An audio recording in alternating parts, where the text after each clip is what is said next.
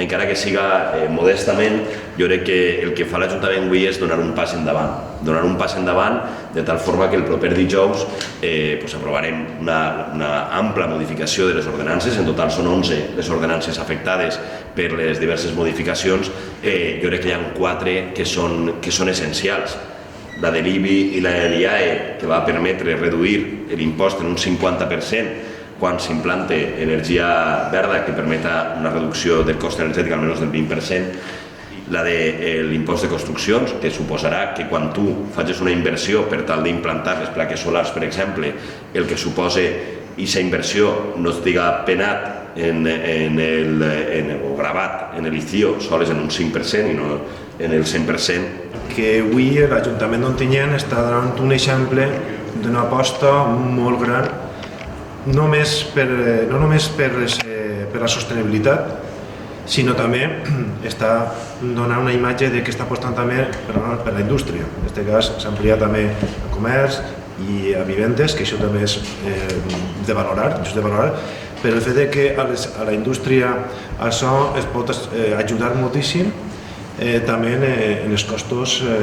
energètics que estem patint, que són cada vegada més alts. L'haver aconseguit aquestes ajudes per part de l'Ajuntament, la veritat és que és molt d'agrair i estem molt, el món empresarial, en aquest cas el textil, tant com penso jo que per part de Coeval, el resto d'empreses que no són del món textil, és una aposta molt important i crec que és una nova línia d'oportunitats per captar inversió, com dia bé Javier, i un granet més d'arena en el nostre poble per ser atractius. És una aposta decidida de l'Ajuntament d'Ontinyent per intentar atraure possibles inversions d'empreses, mantindre les indústries i l'activitat econòmica que actualment està ja a Ontinyent, però donar facilitats o donar un plus per a aquelles indústries o empreses que en un moment determinat estiguen pensant instal·lar-se o ubicar-se a Ontinyent. Es modifica, per exemple,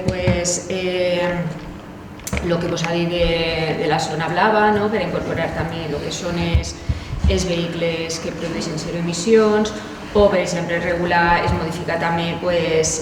l'ordenança que regula el servei de tractament i eliminació